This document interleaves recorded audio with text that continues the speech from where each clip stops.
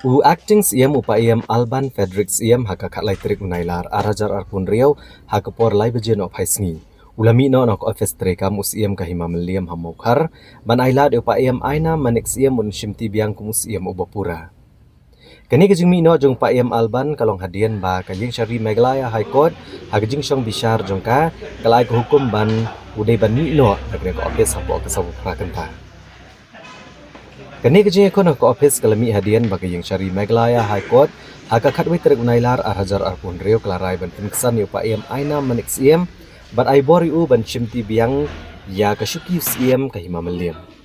Kat bah haka kat arterek unailar pat aba upaiem aina manik siem ulalit ban shimti bandung hak office shim layok bandung halaka kamera terekam nagadau ba upaiem Alban Frederick siem yo balatung shipor daka KHEDC kumu acting siem ulakan tat ban mi no da ka bakadau ba umpat yo ko hukum ba gajing penmana na kaliang ke district council. Gajing tong yo pa em Alban kumu acting CM kalaja hadian baka KHEDC haka arpu artrek jemang arajar arpun rio kalau beng shipor ya upa em aina manik CM. Lor kenong rem ba shim nasio ka khajna syaka district council. Penban upa em aina manik CM ulah lej ban ujor syaka Meghalaya High Court menekon ya kene karai haka baka yeng syari kalau penkesan yu bat penkelai karai jong district council bat penskam yang yu kumus iam upapura.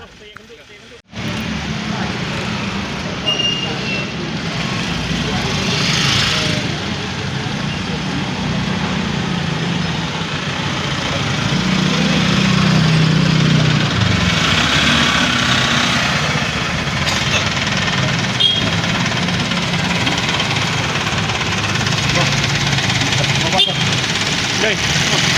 Thôi. Ya, no.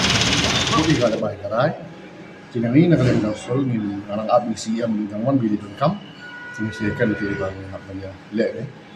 Tambang ini sim ni karai ni memiliki karai lah depan depan kod. Kod ini kalau orang baca council keriban reinstate. Di kata yang saya perintah orang siam berkat minute sih yang ada plat dulu nin bagi orang bagi dia api. Yang ni kan yes.